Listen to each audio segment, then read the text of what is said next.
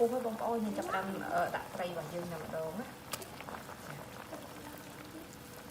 តែយើងជៀនឆ្អិនម្សៅចឹងយើងដាក់ក្រោយចាមើលត្រី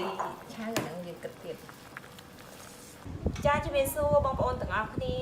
ជួបគ្នាជាមួយនឹងនាងខ្ញុំទៀតទេបងប្អូនអញ្ចឹងសម្រាប់បងប្អូនថ្ងៃនេះមិនដឹងរឹកនឹកស្លោអីចាបងប្អូនអាចស្លោចាំបញ្ជូនជួនទាំងអស់គ្នាណាហត់ក្តៅក្តៅខែត្រជាក់អញ្ចឹងណាបងប្អូនហើយគ្រឿងក៏ដូចជាបន្លែគឺត្រៀមរួចរាល់ហើយបងប្អូនបានឃើញអញ្ចឹងខ្ញុំប្រើបន្លែតែ3មុខទេថ្ងៃនេះចាក៏មានប៉េងប៉ោះជាមួយនឹងតឡាចហើយនឹងនេះគឺខ្វះម្បានណាបងប្អូនគឺមិនរាស់ចាហើយគ្រឿងផ្សំមួយចំនួនទៀតខ្ញុំបានត្រៀមរួចរាល់ដូចជាខ្ទឹមសចិញ្ច្រាំទុកបំពងណាបងប្អូនហើយនឹងខ្ទឹមក្រហមម្ទេសសម្រាប់ចាជីទេខ្ញុំដាក់ជីងវងជាមួយនឹងស្លឹកខ្ទឹមជីរណាណាបងប្អូនហើយសម្រាប់ត្រីថ្ងៃនេះគឺខ្ញុំប្រើត្រីចាគេហៅថាត្រីគឺត្រីក្រហមចាហើយលាក់យ៉ាក្រហមណាបងប្អូនចាអញ្ចឹងចង់ដឹងថាខ្ញុំស្លមិនខ្លះចាអញ្ចឹងឥឡូវបងប្អូនតោះយើងទៅស្លទាំងអស់គ្នា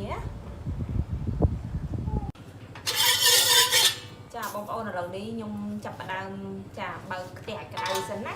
ព្រោះខ្ញុំចង់ចៀនត្រីបងប្អូនបាច់ចៀនក៏បានដែរព្រោះត្រីនឹងវាអាចឆ្អាបទេប៉ុន្តែខ្ញុំចង់ចៀនទៅដើម្បីឲ្យទឹកសង្ឡំជួយយឺនយើងគឺវាឆ្ងាញ់វាឈ្ងុយហ៎បងប្អូនចាឥឡូវខ្ទះក្តៅហើយខ្ញុំចាក់ប្រេងឆាចូល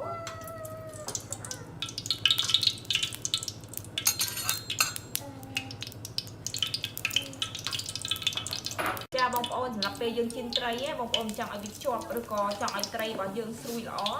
បងឲ្យនឹងខ្ទប់បងប្អូនដាក់ម្សៅឆា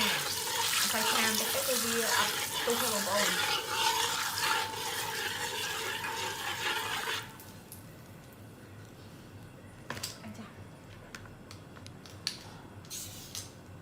ចាដាក់ត្រីចូល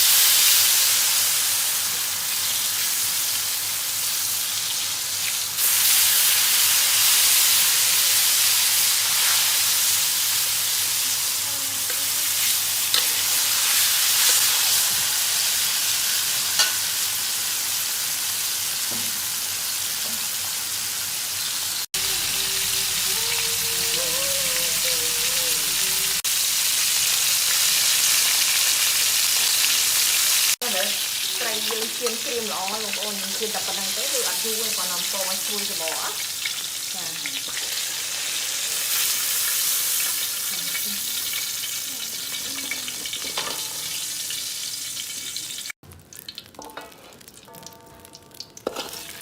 ចាឥឡូវខាងក្តៅយើងពងខ្ទឹមសទៅឲ្យវាធ្វើទឹកស្លយើងឲ្យឈ្ងុយបើយើងត្រៀមបន្លែរួចរាល់ហ្នឹងបងប្អូនមកនេះគឺឆ្អិនបានហូបទេអត់ទៅបានទេ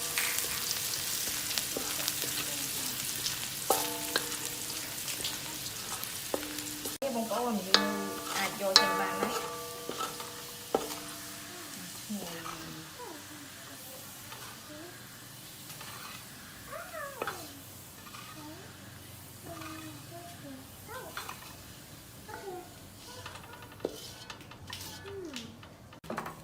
ហើយដាក់ដាំទឹកស្លយើងបងប្អូន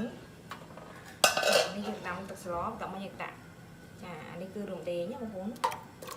ហើយនឹងខ្ទឹមក្រហមចាខ្ទឹមក្រហមវាធ្វើទឹកស្លយើងផ្អែមឈ្ងុយដូចគ្នាកាត់ឆ្អាប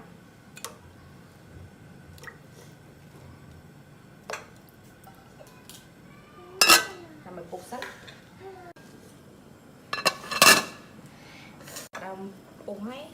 ចាប់ដើមជុំ60សិនណា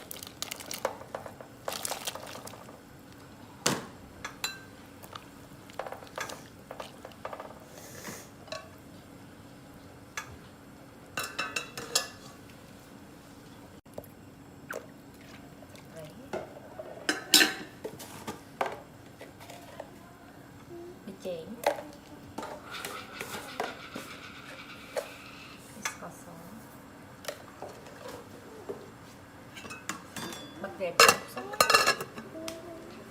ปูให้បងប្អូនយើងចាប់តាមដាក់ត្រីរបស់យើងតែម្ដងណាតែយើងជៀនឆ្អិនម្សាយចឹងយើងដាក់ក្រោយចុះមើលត្រីឆៅអាហ្នឹងយើងគិតទៀត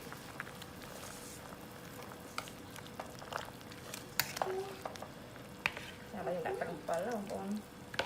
ហើយយើងដាក់មុំសិនពួកឯងជូរយើងវារៀងជូរដែរដូចជាពេញប៉ោះជាមួយនឹងម្នាស់ហ្នឹងបើសិនជាស្ទើរខ្វះខាតអីចាំថែមទៀត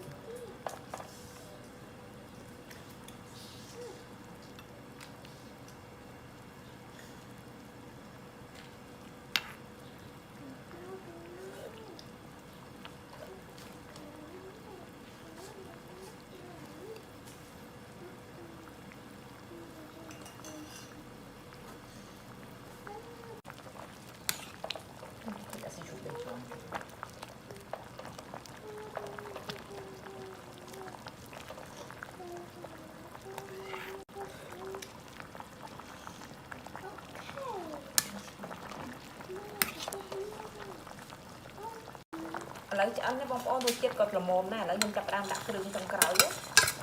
ឈ្ងុយមែនតើចាអញ្ចឹងរួចរាល់បងប្អូនយើងអាចបិទភ្លើងបានតែម្ដងណា